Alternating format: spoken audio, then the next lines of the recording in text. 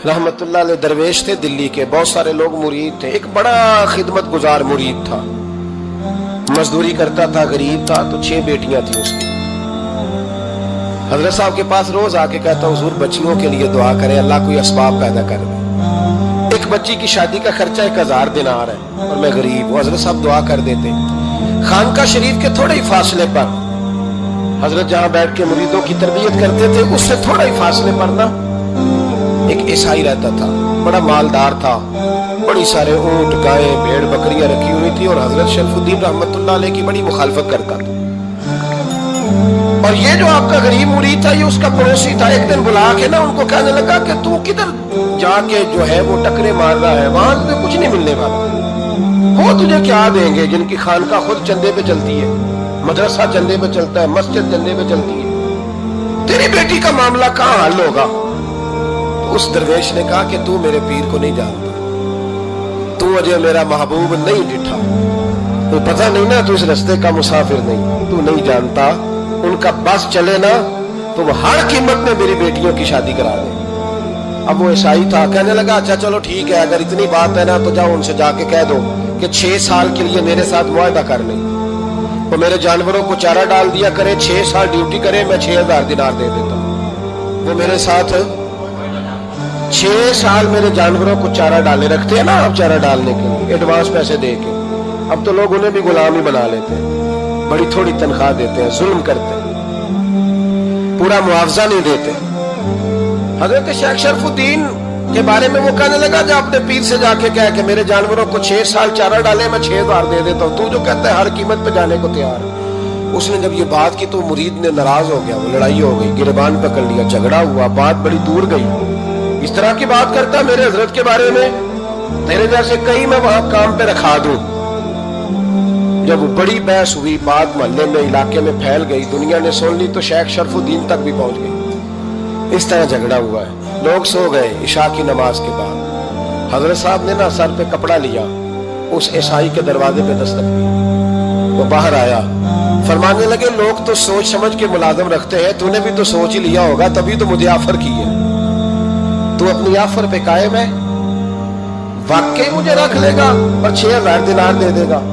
कहने लगा जा बाबा काम कर अपना। फरमाया नहीं, तूने इतने लोगों में बात की, इतनी बहस हुई, तो कायम है? कहने लगा मैं तो कायम हूं, पर आपने नहीं कायम रहना। फरमाया मैं सोच समझ के आया। उसने कहा आप ड्यूटी करेंगे, भैंसों को चारा डालेंगे? फरमाया एक शर्त, बस जब अजान हो जाए ना तो मुझे रब की नमाज पढ़ने की इजाजत दे दे, बाकी सुबह शाम जो तू कहेगा। अगर उस गरीब की बेटियां ब्याही जाए तो मुझे और क्या चाहिए? उसकी 6 बेटियों का बोझ है उसके सर पे, तू मुझे रख ले। अल्लाह अकबर। वो कहने लगा चले भी मेरे साथ खते बंदगी कर ले। आजकल हम स्टाम्प करते हैं, उस जमाने में खते बंदगी होता था, गुलामी का खत काजी शहर के पास। यानी उसका ख्याल था कि चलो स्टाम्प की बात करूंगा तो भाग जाएंगे। फरमाया चल मैं तैयार हूं। काजी तक गए, तय हो गया, 6000 दिनार दे दिए। हजरत ने मुरीद को बुलाया, फरमाया पुत्र ये ले जा मेरी बेटियों को रवाना कर दे। कहने लगा हुजूर ये क्या कर रहे हो आप, कुछ सोचे?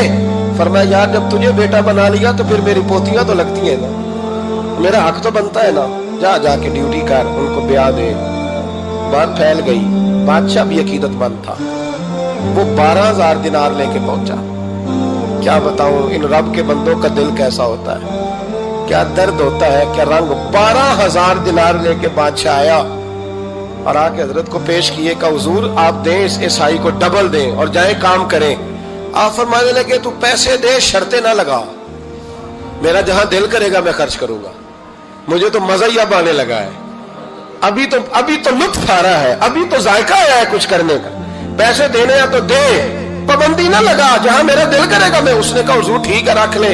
हजरत ने फजर मस्जिद में पढ़ी, जेब में 12000 दिनार थे। ऐलान फरमाया भी किसी और की बेटी भी बैठी है तो पैसे मेरे पास है। वो 12000 दिनार भी बांट दिया और 12000 दिनार बांट के ना तो फिर चले गए खेत में चारा काटने। उस ईसाई को किसी ने बतलाया कि उनके पास तो 12000 आया है पर तुझसे जान नहीं छुड़ाई उन्होंने। तो वादा ये हुआ था कि 6 देंगे तो जाएंगे, जब तक देंगे नहीं तेरे घर में काम करेंगे। वो ना चारा काट रहे थे, हजरत साहब तो वहां पहुंच गया, दूर जाके खड़ा हो गया, कहने लगा बाबा پہلے تو میں نے مسلمانوں کے اخلاق سنے تھے، اب تو میں نے دیکھ بھی لیے۔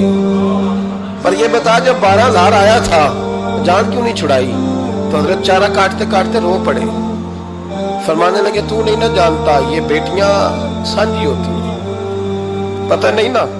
میرے رسول پاک نے تو خاتم تائی کی بیٹی کے سر پہ کپڑا رکھ کے کہا تھا بیٹیاں برابر ہوتی ہیں، تو یہ نہیں پتا جب اس کی 6 بیٹیوں کی شادی ہوئی ہے میرے اندر روحانیت کتنی بڑی ہے۔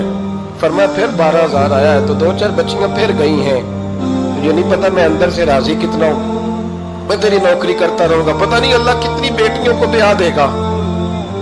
اتنا رویا وہ عیسائی کے پیروں میں بیٹھ گیا، کہنے لگا بابا میں نے تیری مخالفت کی ہے پر تیرے قریب آ کے پتہ چلا ہے تو بہت اونچے اخلاق کا مالک ہے، اور اگر تیرا یہ مقام ہے تو تجھے اخلاق سکھانے والے محمد عربی کی شان کتنی ہوگی؟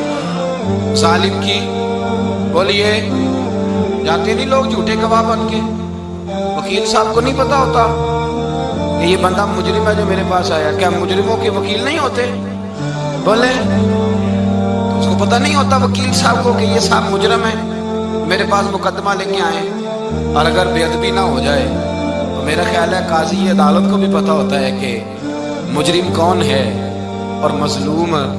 میرے نبی پاک صلی اللہ علیہ وسلم نے اس قدر زیادہ سختی فرمائی اس مسئلے میں، فرمایا جس کو پتا تھا کہ فلاں آدمی ظالم ہے، ظلم کر رہا ہے، پھر وہ ظالم کا گواہ بنا یا اس نے ظالم کی مدد کی، کتنی کی؟ شارحین لکھتے ہیں چاہے اس نے ایک جملہ بول کے کی، چاہے ایک، سارے بولیے، چاہے ایک غریب کو اس نے ظلم کیا تو کہتے ہیں علاج یہ سی، چاہے ایک جملہ بول کے کی، شارحین اس حدیث کی شرح میں لکھتے ہیں ایک جملہ بول کے چاہے مدد کی، جس بندے نے کسی ظالم کی مدد کی کسی مقدمے میں یا کسی صورت میں، اسے پتا تھا یہ ظالم ہے، میرے نبی پاک صلی اللہ تعالیٰ علیہ وسلم فرماتے ہیں اگر اس نے مدد کی، ابھی ظالم کی بات نہیں ہو رہی، ظالم کے مددگار کی بات ہو رہی، اگر کسی نے ظالم کی مدد کی تو حضور فرماتے ہیں خدا بھی اس سے بری و ذمہ ہے، رسول بھی اس سے بری و ذمہ ہے۔ سنبھال کے رکھے اپنی نمازیں، قربانیاں، حج، زکوٰۃ سنبھال کے رکھے۔ اگر ظالموں کا مددگار ہے، الیکشن آ لینے دے، آپ کو نظر آ جائے گا کون کون ظالموں کا مددگار ہے، نظر آ جائے گا، اپنی جیب سے لوگ پیسے دے کے ظالموں کی مدد کریں گے، ان کے فلیکس چھپوائیں گے، بورڈ لگوائیں گے، جیبوں سے پیسے دیں گے۔ ہم نے خود آگ لگائی ہے چمن میں اپنے، بے سبب گردشی ایام کو الزام نہ دو، ہم نے خود نور کا ظلمت سے کیا ہے سودا، کر کے توہین سحر شام کو الزام نہ دو۔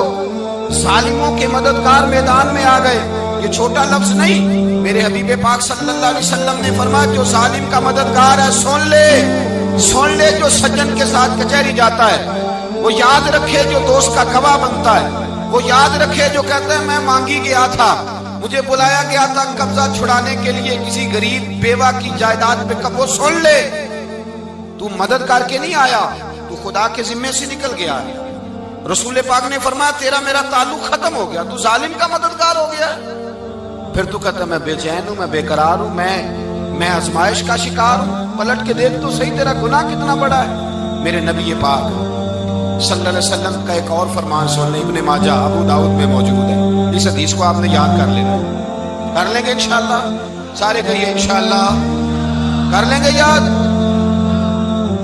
حضور صلی اللہ علیہ وسلم نے فرمایا اگر تو ظالم کی مدد کرے گا نا، یہ لفظ دل کی تختی پہ لکھ لینا، یہ مکافات عمل ہے، مکافات عمل دنیا، ادھر کرو گے تو ادھر بھرو گے۔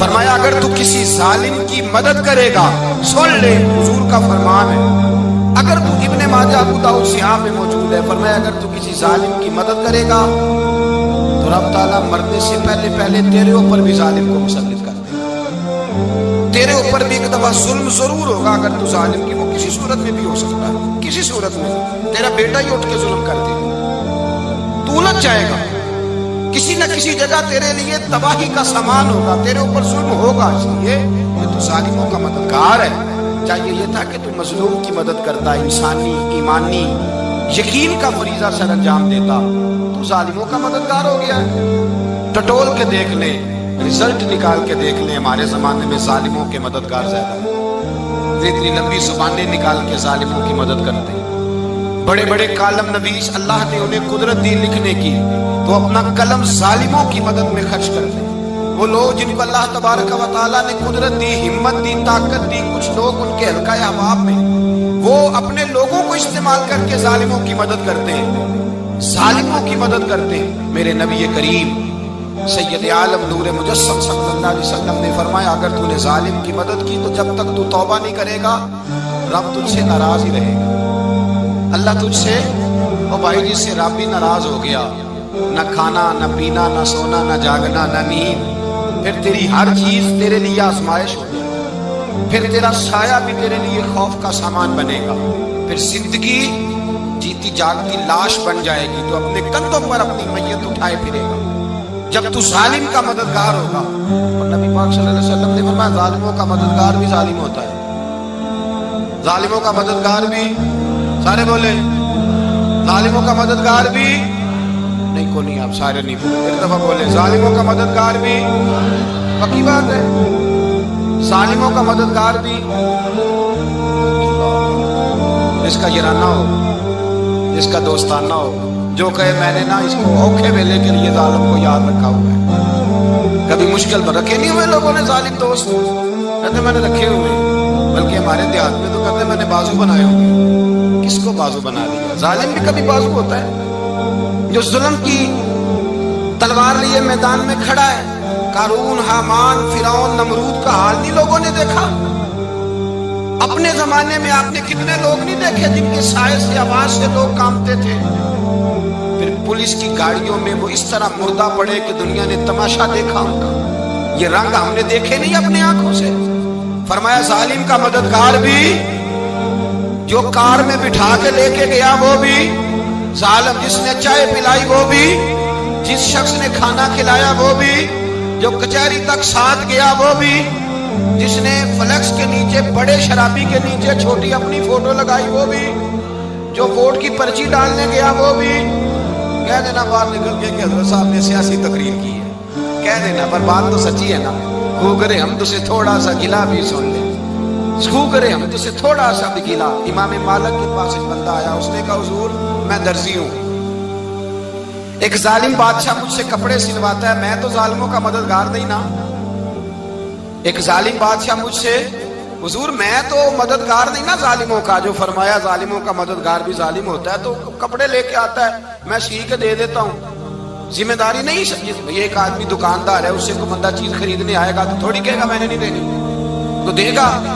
کوئی بندہ اگر کسی شخص سے کوئی کام کہتا ہے جو اس کی فیلڈ ہے، اس کا شعبہ ہے، اس کا معاش کا وہ سلسلہ ہے، کہتے ہیں یا رسول اللہ صلی اللہ علیہ وسلم ظالموں کا مددگار بھی ظالم، حضور نے فرما دیا۔ تو امام مالک سے بندے نے مسئلہ پوچھا، دل کی تختی پہ لکھنے والی باتیں ہیں، کہا حضور میں درزی ہوں، ظالم کپڑے سلواتے ہیں، میں تو مددگار نہیں نا۔